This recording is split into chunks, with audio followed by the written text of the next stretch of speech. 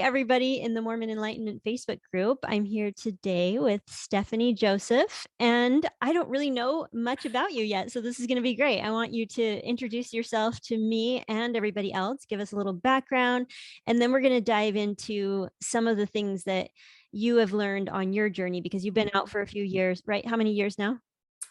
Going on 20. Going on 20. Whoa, we got a lot to learn from you. Okay, that's the purpose of these calls and interviews are for, I really wanted to start interviewing people that have been out for 3 years or more to give us all who are still freshly out, give us a little guidance, because we could all use a little bit of guidance from people who have gone before us and have a little more experience and have processed and worked through so many of the things that we all find ourselves struggling with those first few years.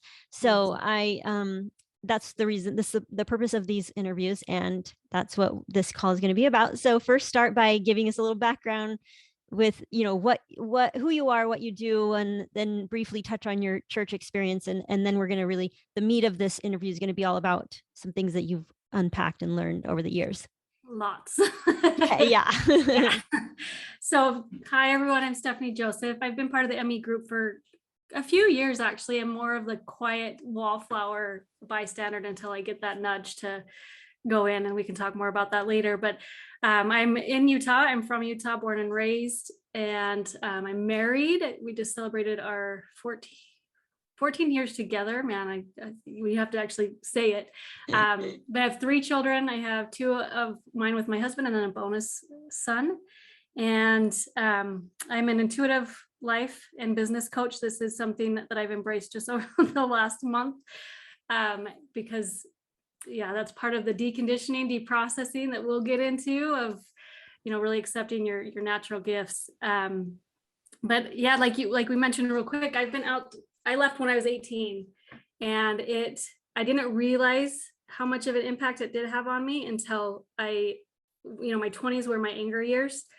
I didn't believe in God. I questioned God, was called a bitch many times. Like, it was like, okay, you left and now you're just like in that stage. And I know we all go through those moments of anger, the years of that. But to really come full circle, especially over the last, I would say 7 years of embracing it and allowing it and being thankful for it, has been a really, really cool process. But yeah, from a personal side, I love all things spirituality. I geek out about those deep conversations. Me too. Yes. We get along just fine. Yeah. But yeah, I the last couple of years I've really become more family focused, really understanding what I value.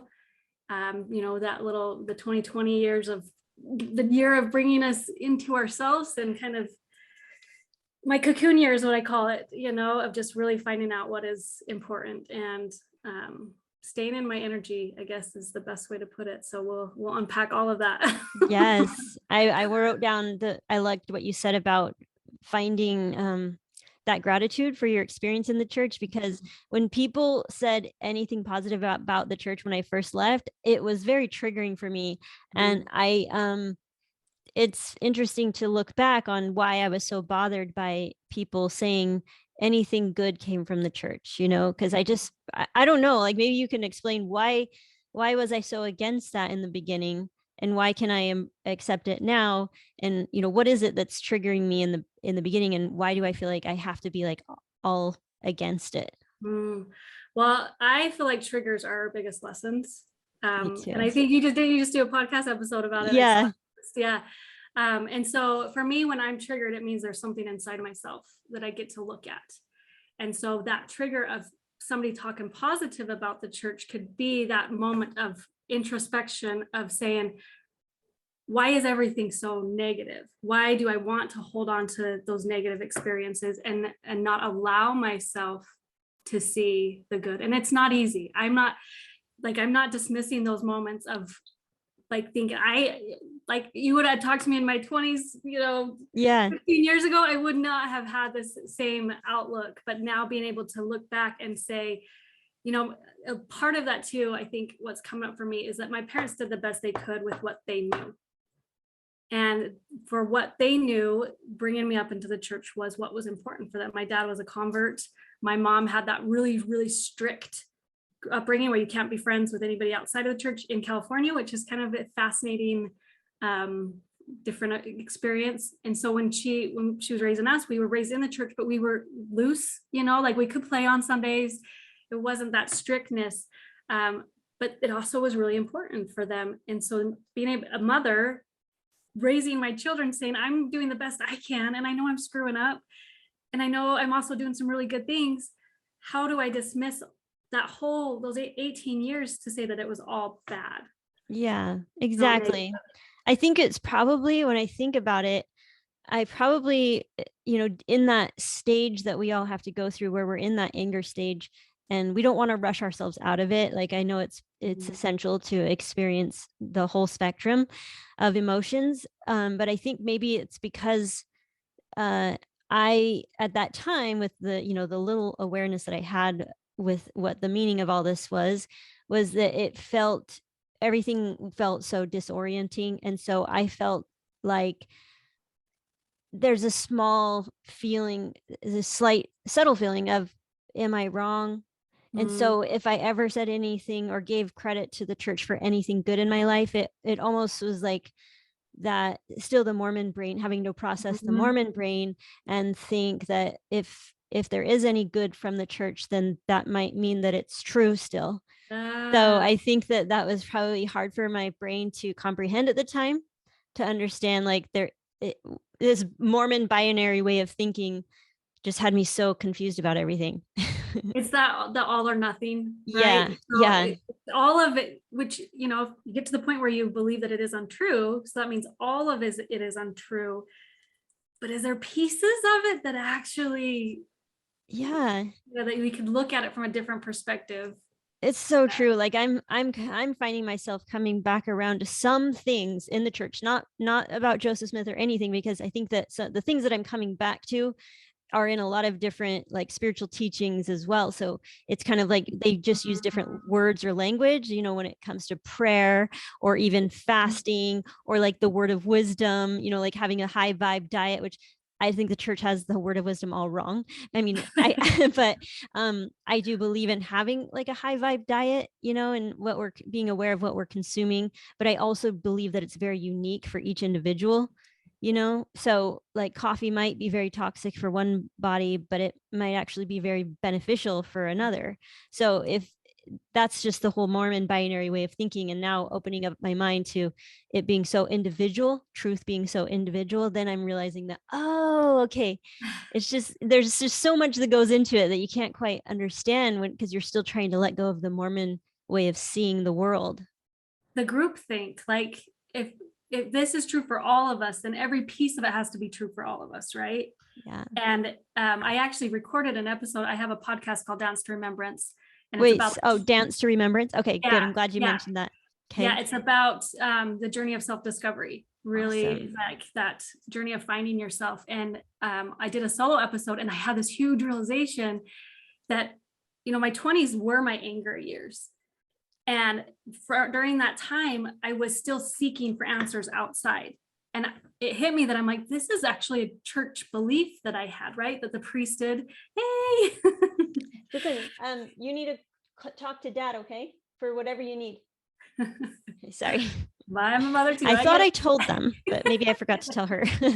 They're all out of school. They have short day every day this week, so it's kind of messed up my work schedule.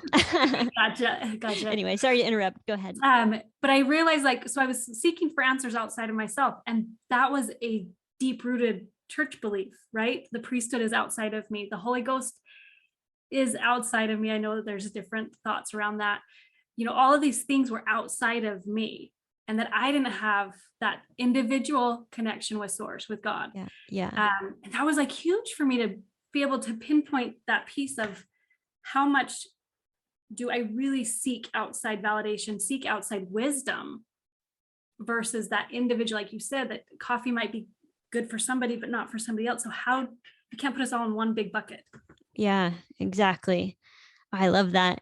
So tell me a little bit about so I guess you never raised your kids in the church at all then, right? So you never had that like confusion of, oh, right, great. How do I transition into changing the way I parent?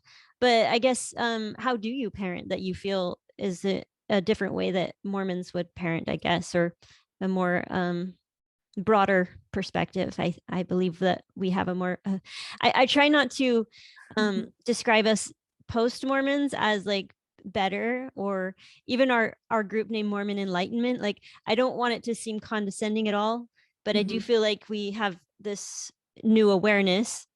So not to say that we're better than anyone, but suddenly we see more. And that's how I like to see it. So now, as you are going into parenting and you grew up, with your experience with the church, and then now being able to raise your kids, like, how do you compare the difference?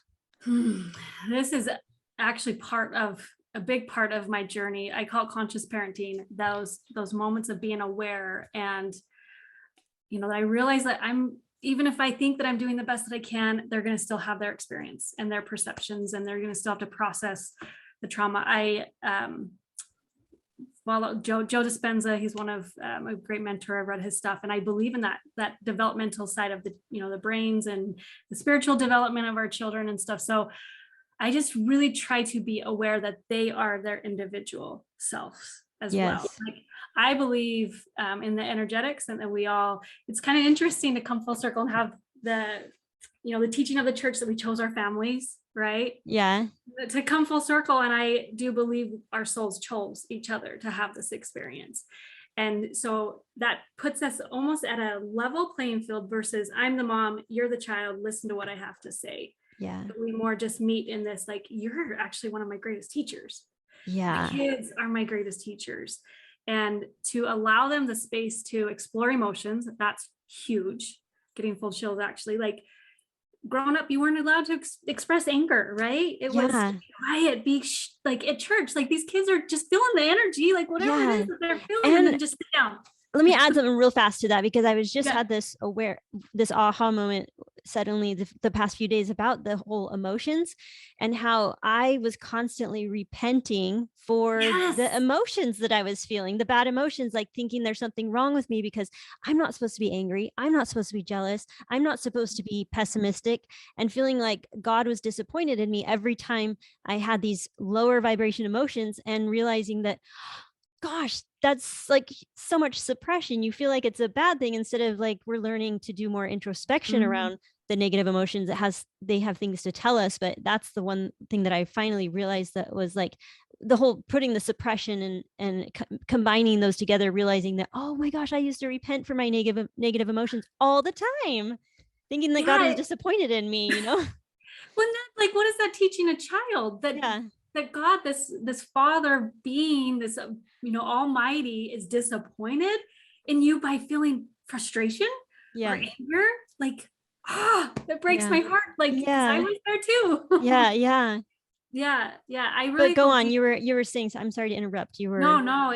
That's a valuable point, because I don't feel, and I think this is a societal thing too, that our generation, we weren't allowed to feel emotions. We weren't allowed to express it, and I think anger is a beautiful, beautiful emotion. It's what allows you to change, right? You get pissed off and you change, or you get pissed off and you stay the same and get pissed off again. Like, it can be that motivator for change, or it can also, change for good or bad. I know, I'm with you there. And like, I don't really want to label things as good and bad anymore. Trying to get rid of that way of thinking.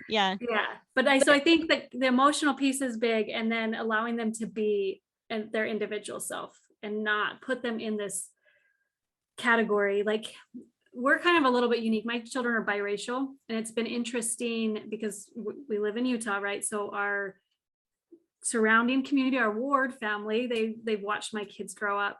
But we've actually never had is Malcolm going to get baptized? We've never had those conversations. And it's been an interesting, like, they've known that we've never been active, right? But I've heard of those stories, and I read those stories about getting to that point of 8 and like having the children getting the pressures. And I never have gotten that. And I'm like, is it partly the racial thing? I don't know. Like, it's just something I'm really curious about. Yeah. But I had a huge aha. We were walking around our neighborhood and you could tell it was a church activity, and they were doing chalk, like talking about the different, I think there was like Bible verses or Book of Mormon stories and all that stuff. And we were walking down, and my son was like, Mom, what is Moroni? What is Moroni? And what is Jesus? And like I'm like, oh my gosh, like you guys didn't get what I had. I know. I went almost to the extreme where I don't even share anything with you. Yeah.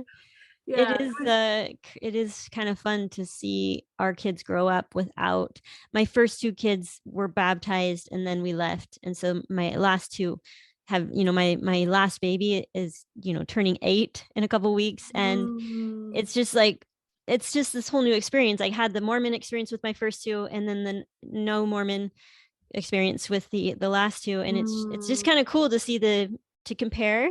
I have like 2 lives within my children, and it's cool to see how, because they were the younger two were so young that my youngest doesn't even remember. He only remembers nursery. He's like, yeah, church was kind of fun. I got to play with toys. I'm like, yeah, that was going to be a short-lived thing, because you were about ready to go into primary, and that means that you'd have to like sing a lot of songs, and you have to sit still, and you have to listen, just like at school. And I know you don't enjoy being at school, so just like, don't you like that we have Sundays free now? We don't have to go to school on Sundays. We can be outside and play. That's cool. Yeah, to see that I think that'd be really awesome to see those differences. And I liked what you said about, there's a part of me that does believe also that we did choose our families, but I also want to be open to things not being true either. So it's like, I like certain concepts and certain philosophies, and I've, been exploring all of them, and I like to explore them in a way that I don't feel attached to. I don't have to say, yes, this is absolutely true, or that I have this motivation to find out if it really is true, because I don't see that to be necessary anymore. It doesn't need to be true. You just have to ask yourself, is it serving you in your life to believe that, if it were true? And for me, the whole like believing that we did choose our families does serve me in a way, because it's an empowering way to look at your life, and also an empathetic way to look at your life, with your relationships and stuff. And I like how Eckhart Tolle put it. He said, we don't need to tell people that you chose this, any circumstance in your life. Like, we can look at it that way. Like, well, so when you think of the law of attraction and all this stuff, sometimes people can get confused and think like, it can feel a little harsh, like, oh, did I choose this? But he says it doesn't even have to be like legitimate, like you legitimately did choose this by your thoughts and you're attracting it to you, kind of thing. But it's just act as if you chose it, and it has a whole lighter, you have a much more empowering approach, and it feels much lighter. It doesn't feel so heavy, when you just have that perspective, like, how would I act if I did choose this? And you would start to see that there can be some silver lining within it. There can be some lessons that you wanted to learn, some things you wanted to experience. And then it feels like, okay, I can get with that. But I don't feel anymore like we have to decide what is true and what is not. It's just, let's just explore all of the things and decide if it helps us and helps us feel more inner peace and have better relationships and all of that. I wholeheartedly agree. My whole philosophy is contemplation and being curious. Getting in that space of curiosity, and literally challenging, but because challenging can be a pretty masculine word, but just being curious about it, being curious about experiences, being curious. Like, I love what you were saying, that what if I chose this? Okay, well, let's get curious about it. Yeah. And I believe that our relationships are our biggest teachers. And that's why I like, what if it's possible that I brought these energies into my space to learn some powerful lessons for my soul, for me? That's pretty cool. And so it's even the difficult relationships, like, how cool is it to get curious about what I can learn from these difficult relationships about myself, instead of it being kind of by chance, like you say, like the law of attraction, like, oh, you manifested this. No, like, what if it's just here to teach me something, and I can be curious? And it's lighter. Like Yeah. life to me is lighter. Like that's the big thing. Like I want to have those moments of joy as much as possible. Yeah. So like when you have this constricted view of you have to believe this, or challenge everything. Like Yeah. that's where the gold is, right? Uh-huh. That, and it makes me think of the thing that I felt a little confused about in the beginning is trying to adapt this lighter approach to life, not taking things so seriously, because I would hear people say that, and I'm like, and it's kind of scary because when you first come out, you're trying to navigate new ways of looking at the world and new ways of living, but you're also afraid, like, what if this is going to be like really detrimental in the end, and I have so many regrets, and so it's like there's a lot of fear as well, because it's so unfamiliar and so a little bit out there, and you're not sure if it's going to pan out the way you think, and you kind of trust what the church teaches, like, well, it will pan out if you follow all the steps, it's going to be exactly what you want it to be. But then when you try these new ways and be a little more innovative about things, it can be a little scary, because you feel like there's not enough evidence that proves that this is going to turn out in a good way. Yeah. And when I think about the philosophy of like not taking life so seriously, at first I'm like, well, then how are we going to be good people, if you're just like, you're just like careless about everything. And so imagining being like careless, I guess, but that's how I thought it was careless, was the way I interpreted it. But it's not taking life so seriously does not throw out all of your values. And I think that's what I was afraid of, that like I would just become this lazy mom and a lazy person and not really have any goals. I would just be like too much of a free spirit, where I wouldn't even think of consequences. But it's really not that way now, trying to experience it for myself, taking a lighter approach, seeing the life more as like a video game, where you have multiple lives.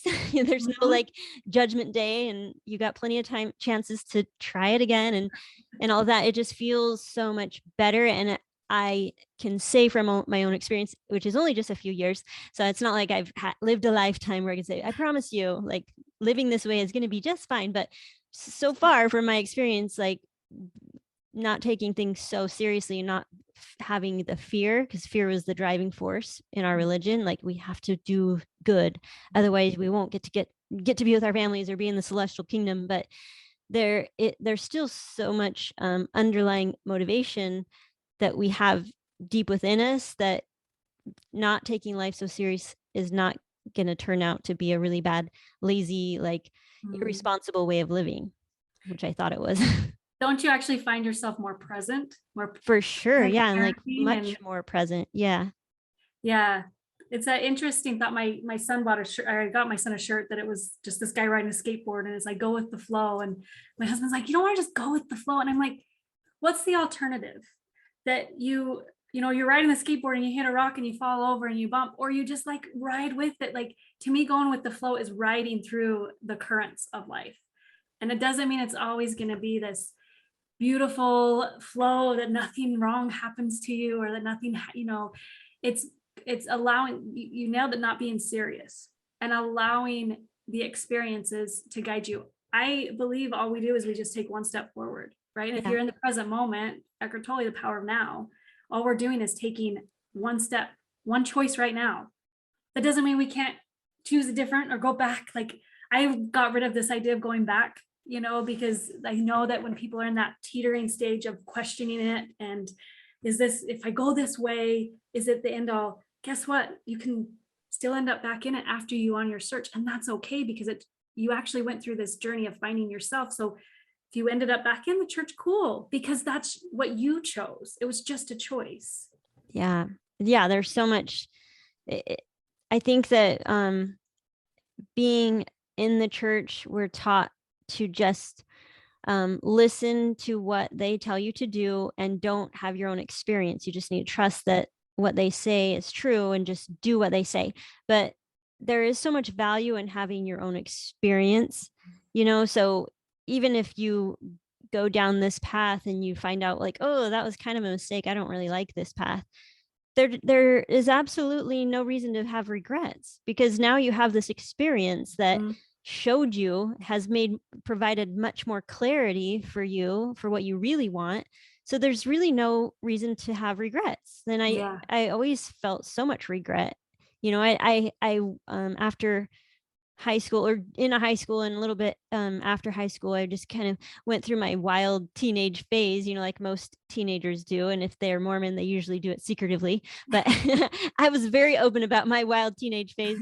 And but I had a lot of regrets when I went back and I went on a mission and stuff. And I felt like this awful, horrible person for being so, like, now I just call it a normal teenage experience, but then I always described it as this very shameful thing that I did, these 3 years where I left the church, and it was awful. And I always felt this guilt, like that never went away. And that's why I felt was one of my huge motivators to go on a mission, because I felt like that would be a way to put me back on the same level as everybody else, because I was like, nobody's going to respect me now. Like or like dating, I didn't want return missionaries to, I wanted to be open about my life, but I also wanted to feel like I measured up. And so by me going on a mission, it almost felt like, okay, now I'm as good as you, and you can date me, and you don't have to be like judging me, and I don't always have to feel like I'm less than, because I served my time. I'm back equal with you. Yeah. And I had to earn that. And I don't like that I felt like I had to earn that back, my worthiness. Yeah, I think that is a common thing, though, when you look at it from this perspective of shame, right? Shame is to put us down. Shame is to keep us small. But those experiences actually expanded you as a person, so that you can have empathy when somebody else comes into your world and is in that state. Like the family, I remember this, the family that would sit next to you that smelled like smoke, and they're not supposed to smoke, but you actually have empathy for people because you did experience some things. Absolutely. Yeah. And so now it's really cool to let go of that whole regret notion, because I don't see anything as we never need to regret. We can look at our experiences and be like, oh yeah, I don't really like this path, and that's okay. Now I'm going to, try to tilt it more this way. But now you have a whole baggage of lessons that you got. You wouldn't have had that if you would just take somebody's word for it. Which I think can be a good way to look at our parenting style. I know that it's so hard as parents to not like to relinquish some of that control. I know that on some level we have to have certain boundaries and rules in place for their own safety, because their brain's not fully developed yet. But it's hard because you have to find that balance between letting them find their individuality, but also, and letting go of the control. We just want them to listen to what we say, just like the church said, I promise you, if you do what I say, you're going to be safe. So there is some part of that where we're like, just like, don't sneak out of the house at night, and don't be alone with boys, because it's not about shame and guilt and all of that. Like we're looking at it from the lens of unwanted pregnancy, STDs, or rape.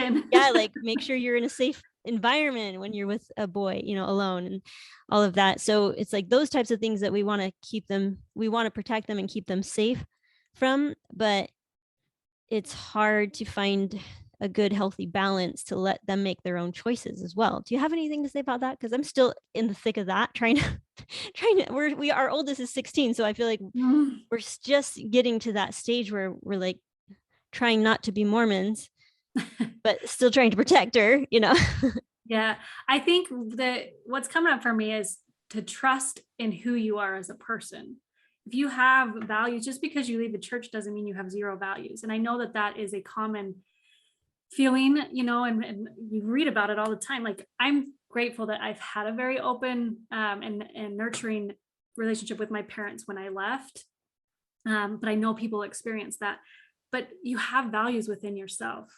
So you're teaching those values just by modeling it. Like, how many times have your kid come in, like, and they mimic what you do, and you're like, oh crap, they saw that with me. And so they're mimicking all parts of you. And so I think just giving yourself the grace that you do have these strong values. The boundaries that you are setting up is through love and not through fear. And just, I mean, emotional, just right there is so powerful, because love always wins. I try and view all things in love, even, you know, when you're going through these experiences, it's not always easy, but you do have those values, and they have watched you grow through them, and they will mimic that. And then you're also aware of really what's happening in the world too, right? You don't have these blinders on that the kids do have sex, and that kids do try smoking pot every once in a while. Like I was a goody two shoe little Mormon that didn't do any of that until after I left, but just knowing that it is there, and they're going to have those natural tendencies to be curious and try it. And so by having those boundaries, but also educating them, it's teaching them to make the best choice for them in that moment. Yes, absolutely. So since you've been out for so long and you never really even raised your kids in it, but you are part of the Mormon Enlightenment community, so you've been the observer for a lot of these people that, you know, a lot of us, because I'm part of that, that have been out more recently. And tell me what you observe, and as far as, because in my experience, what I observed, and even with myself and our, you know, me and Sean together, it's like that pendulum, you're over here and it's so extreme in the Mormon church, and then you go way over here and you're like, I don't like this. But I think that what I see is, it's like, and you know, I feel like, I don't like to say that I don't like to be a victim, but we are victims of a cult, and that is what is, you know, tends to happen when you leave. You go the opposite of extreme, and it's like, it's just a form of rebellion. I think it's like this phase that you have to go through.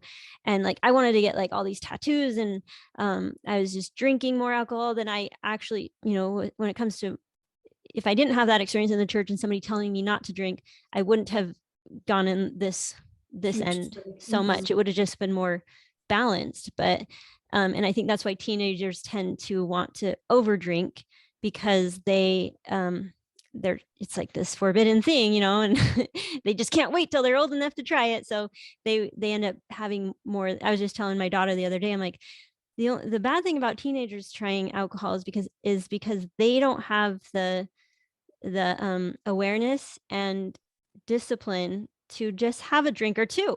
You know, like, it's like they have to go extreme. Yeah. Pendulum swing way over here. Yeah. So I'm just like, I don't want to have this like strict rule, like, don't drink, it's so bad and bad and bad. You know, I don't want to scare her, but I also want her to be aware that you don't have to be excessive with anything. You know, if you want to try alcohol, let's wait until your brain is fully developed. You know, it's good to wait so that you can be smarter about it. And you never have to get wasted. You know, you don't have to drink like that. You know, it's just like, it can be more moderate. So what do you think is like good advice for people who find themselves on this extreme, not feeling well? Because it's like, we're so excited to be out of the church, but there's a part of us, I know, speaking from experience, I don't feel well. Like, there's a part of me that's not feeling proud of where I'm at right now. I need to make some changes, but it's hard to come back down and find that healthy balance. Yeah. This analogy came to me a couple of years ago, that you have, picture a church building, because we all can picture that, right? And you have different segments. Here's the big culture hall, chapel, and Relief Society's over here. And I've witnessed, let me back up a little bit. In my early 30s, for whatever reason, I started attracting people into my space that were in the questioning stage, or they had just left. Like, I'd be sitting in the dentist chair, and we would just start talking, and the not poor little, but the, you know, dental assistant would just be in tears with me. And I don't even know this person, just sharing their confusion. And so it got me really thinking, like, who am I? Like, why are they talking to me about this stuff? And it's because I have deep compassion, because yes, I left a long time ago, but I can see both sides of it. And so I can kind of have that balance. But so I had this analogy that we have this church building, and when we leave, and I've observed this, we want to blow up the whole building, right? Because we're angry, and that's okay. Like, and anger is so important for us. So we blow up this building, and then crap, now we're rebuilding this whole new thing. And so I came up with this analogy of like, so you have this building, so blow up parts of it that really don't support you. That's fine, right? Like tithing, blow it up. But maybe instead of blowing it up, look at it and say, do I like the idea of giving a percentage? Do I like the idea of service? And so you take this brick out of this building of tithing and you just look at it and say, here's what I was taught in the church. Do I like that? Nah. Do I want to change it? Yeah. Okay. So maybe I'm just painting that brick a different color and putting it back in. Or maybe and the bricks are so moldable. Like it's not always just set that way. So in a year from now, like the drinking. So do I want to go extreme? Okay. I want to see what it feels like to be drunk. Okay, go do it. You're going to hurt. But then revisit that brick and say, okay, does it really support me? And this has been something that I've experienced being out for so long, because I left at 18 and then I started my partying years, but it was still holding on to me of that I was wrong and I was in that rebellious state because I went on the pendulum swing too. Yeah. And I'm turning 40 in a month, that full circle of like, I keep like, alcohol, does it really support my body right now? Like I keep getting these weird pains and I'm tap in intuitively and my body's like, we just don't want to drink right now. Doesn't mean that it's forever, but right now that's what is feeling right. And so I'll just take a pause. I'll take that brick out and say, okay, right now I'm going to drink more water instead of drinking the alcohol. But there's a tendency to just want to blow up everything and not really. Oh, and the key of when you take that brick out, check in with yourself. Yes. Check in and say, what do I want? What is my thoughts around this particular belief or thing or whatever it is, and check in always. But not everything has to be that pendulum swing, but just know when it's too much, you can get back to this balance. Like balance and harmony, really it's the equals of all. Yes, I love that analogy. That is so perfect and a great way to visualize rebuilding. And I like how you even described you can even paint that brick a different color. Like it doesn't have to be exactly that brick, you can change it. You can even cut it in half or, something about that brick can be changed. And I like that. And I agree. It's like you take each piece and you check in with yourself. And I think in the beginning, it's just everything feels so up in the air that you don't really take the time to check in with yourself because you're just like so all over the place. And that's where we're finding ourselves as well as. And I really do think that it's since 2020, I think that 2020 has really been a good year. I mean, good, bad, whatever you want to call it. All over. It's been a year of awakening because it really has caused us to pause and slow down and check in with ourselves more. And that's ever since 2020, we've just been kind of reverting back to reverting back to some parts of our Mormon ways. And I hate even saying that because that can be a little triggering, but because we don't really like drinking anymore, but we were drinking a lot. Like we were drinking every weekend. And then sometimes on the weekdays, a glass of wine or two, and it's just like, and I wasn't feeling good, I wasn't feeling good about it either. Cause I like to feel, when I have discipline and boundaries and control over my diet, I feel more empowered as a person. So it made me feel weak, and so, and I also I think there's a part of me too that doesn't want the church to be right. There was a part of me that didn't want the church to be right about anything. So it was like almost like I was drinking alcohol just because I could, and just to say I do now and the church can't tell me what to do, Yeah. But then when I really start to look at it and I healed a lot of those parts of me, the anger parts of the way I saw the church, I was able to, take that as well. I guess they're right in that one area, drinking alcohol, for me, because I don't want to say this is the case for everybody, because, a glass of wine, or some people are really good with moderation when it comes to alcohol and all of that. But I found that it was just, even one glass of wine was not making me feel good at all. So it was took me 3 years, I think, to finally get more in tune with my own body. Yeah, I think it's just this common theme of just what is right for you. And that right for you can change too. the power of now, the present moment, right? All you have is what's right now. And we can look back and our past and our experiences shape who we are now, but that doesn't make us who we are. Says you got to talk to Dad. Okay. No, they didn't text back yet. Sorry.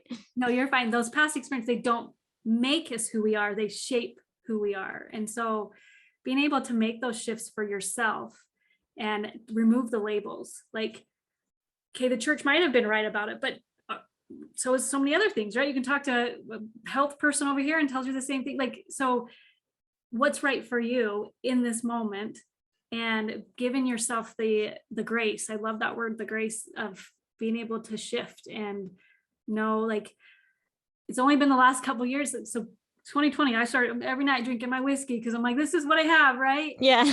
And I don't know if it's getting with age or whatever, but I would forget more stuff. And I'm like, I don't like this. I don't like that we had this whole wonderful evening of card games and whatever, because we became pretty reclusive during these last couple of years. Yeah. And I'm like, I don't like that I didn't remember that. And if what I tell other people to really focus on the present moment, and I can't even do that because I don't remember that made me sad. And so it's a choice for me, and it works for me. But I think if we can let go of that comparison of, well, this person over here likes it, okay, great. That's your experience. I'm choosing this for myself. Yeah. And that's definitely the message I want to send, is that I am in no way saying that everybody should, do exactly what I'm doing when it comes to alcohol, because I haven't quit it. I just have new boundaries for myself. So I'm like, I'm just going to save it for, holidays or social events, but it's no longer going to be every weekend like it was. Yeah. And so that was what I found was best for me. But I also know that, in some cases, like a glass of wine can actually be very good for somebody. I think it's just when we go excessive with anything, we all know that, like, and of course, removing the shame around it. Like, I want to make sure that we remember that there is no shame. There is no shame in wherever you're at. If you're in that phase of, I just want to party, I want to rebel, do it. Like, I love every bit of my phase. Like, we definitely partied and it was so much fun.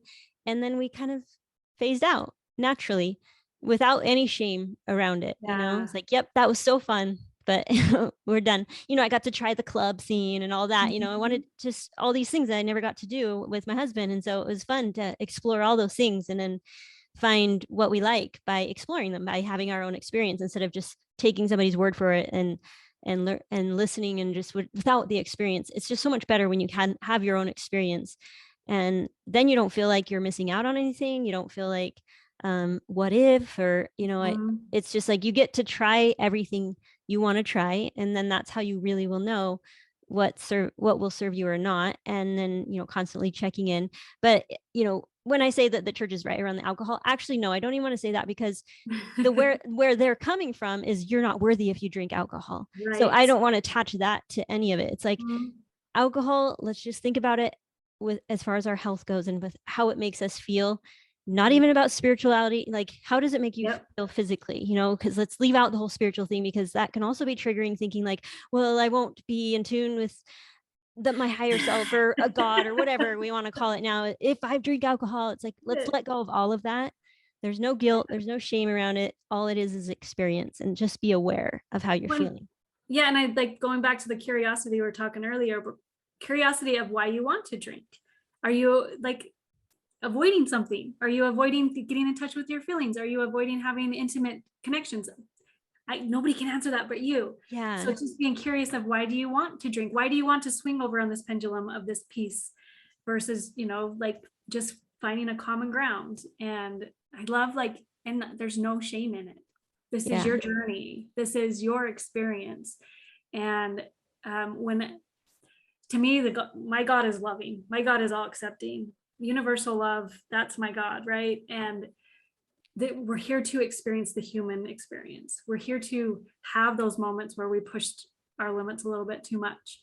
because if we don't feel this, then we won't feel this either. You know, you don't have darkness, you don't know what light is. And it's just those polarities. And so you're here to experience it all. And each of us have a unique journey too. So somebody might not want to go on the pendulum swing of alcohol, but they might go on the pendulum swing of like shopping or disconnection or whatever that is, like fully, like, yeah, I know we could talk for hours about that, but it's just each of us have those, our own little swings. And it's, for me, it's finding balance in all things. And for sure. But appreciating the polarity of everything. Yes. Oh, I love that. Well, is there anything specific as you were thinking about, you know, our call today? Were there any thoughts or things that came to your mind that you thought might be helpful for those who are, you know, maybe just a couple months out or a year out? And, but, you know, it's like, you don't have the exact same experience because it's, it was more, I think it, you know, when you don't have, you haven't built your entire life around Mormonism, but still you have the experience of growing up in it and being indoctrinated. So, you know, the Mormon mindset. So what are some things that you think that we're thinking about when you were thinking about some things you want to share today? You know, I think my biggest message is that there is joy. There is joy on the other side. There's joy through the journey too. I left the church because I didn't agree with the social aspects of it. You know, I remember in seminary questioning why Blacks couldn't get priesthood and getting told that's just the way it is, deal with it. Why we're on a road trip and my mom is feeling so much guilt and shame because she had to have a cup of coffee to stay awake to get us safely to our destination. That stuff is ingrained in us. And so, yeah, I didn't raise my kids in it, but my husband and I had to have hard conversations because he was raised Catholic. We haven't had religion in our marriage at all. But then to have that conversation of baptism for a baby. And I was like, but this baby's not born in sin. So we've had those conversations of going through that, but just knowing that there is joy and that there's a possibility that you can have awesome relationships with, you know, I'm like, I really see like a bridge, and I have felt that I've been that bridge. I didn't know I'd be sharing this, but it's coming up, so I'll just share. So my father passed away 7 years ago, and it was a quick passing. And on his deathbed, he felt so much shame and guilt because he smoked cigarettes. He was a closet smoker. He quit to go through the temple. He quit to baptize us. He'd do it, but all the shame and guilt that he felt on his deathbed. And to then, you know, he passed. And a week later, I was driving and I looked up and I'm like, oh my God, Dad now knows. And that's like what I came through, that Dad now knows. And, you know, he's my biggest cheerleader now. Like, I connect with him all of the time. He's the one pushing me forward. But it's knowing that you have support, you have people that are welcoming you with open arms. And there is multiple ways to process this. And if you're ready to shift into that space of love and gratitude for it, there is spaces for that as well. If you're ready, if you just want to stay in the anger space, by all means go, because we get to process our emotions. And that is a huge part of grief, especially like you said, coming out of a cult. Like, especially when you raise your children in it, you're gonna have that guilt and shame, but just knowing that there is light at the end of the tunnel. And for me, like going through that experience with my dad and then with my mom after the fact that she came to my door one day crying because she didn't know if Jesus was meeting her at the gates, the pearly gates, or if my dad was. And she's like, I went to the bishop and the bishop couldn't answer it. And I went to the stake president and the stake president couldn't answer it. And I was like, Mom, what do you want? She's like, I want Dad to be there. I'm like, and so it is. Yeah. You know, like, what is it for you that brings you joy? And you can now let go of somebody else telling you what to believe and somebody else telling you how to believe.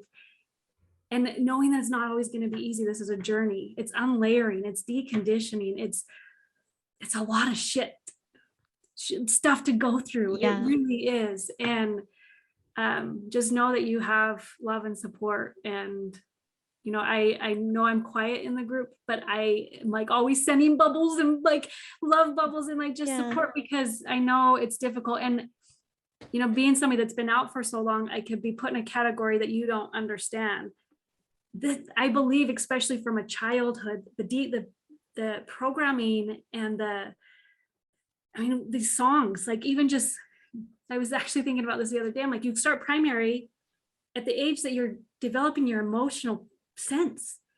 And then you're bombarded with these songs that like Jesus follow wants the you to, prophet. yes, Yeah. Jesus wants you to be a sunbeam at 6 and you can do no wrong. Or, the one that gets me, I'm so glad when daddy comes home, I get a crop on my meat. Well, my mom was chopped liver because she was here with me all day. Like that stuff is in your psyche. It's in you. And so when you're triggered and when you have these emotional responses, it's coming up for a reason. And just know that you'll get through it. And it's okay. It's okay to feel all of it. Yeah. Well, that was a beautiful way to end, but then I just had this other thought that I wanted you to answer because I thought I would like to know, because maybe the longer you've been out and the more sure of your own beliefs and, the confidence that you've gained by having your years of experience, do you find yourself feeling triggered by people who are questioning you, or like family members? I don't know what your family's been like, but obviously they still believe, right? And how have they been with you? And do they say things that kind of bother you sometimes? Yeah, there's the really cool thing. I'll talk to both points. The really cool thing is I've seen my mom get curious too. And that's huge for me. For her to like say, oh, maybe I want to, there's some things that you believe that I would want to know. So there's hope. Okay. I guess that's my one piece, that there is hope, because I believe the more that we choose love, especially in our relationships, that we can open those doors for the open conversations. Not everybody's ready for that. And I totally understand that. I had friends straight up tell me and, leave me at 19, 20. So I went through that pain and still processing that pain years later when it comes back up and be like, oh, that was my best friend. And when I left the church, that she left me because I left the church. So how does that feel now? Well, that sucks. That sucks to have people leave you. But also what I think happens is when people leave us, it also opens up the space for more connected relationships. And for those that really want to like be connected with you. And so allow that expansion in those relationships with those that are supporting you. I've had, I think, more people come to me and say, I appreciate that you still like have the compassion, like my family that's still in. But there's been hard side conversations, getting the messages on the side saying, it was hard for me to say I'm not Christian. Like for me to openly say that was a big deal, but I love Jesus. I just have a different relationship with Jesus. Yeah. And so there's still those fears that pop up of like, can I really be my full self? And that's just part of the unlayering and the deconditioning, and just knowing you probably are going to piss people off, but you're also going to inspire people too. And I choose to focus on the inspiration side of it versus the. Okay, now that is the perfect way to end, because yes, let's focus on how we are living is, I guess planting those seeds, Yes. It's inspiring people, and it's causing more awareness and their own awakening, because you are showing them a different way to live. So we don't need to focus on how they are perceiving us and how they're judging us, and their little things that they do, their little tactics to try to influence our kids, or like get to us through our kids, or in all the different ways they go about it.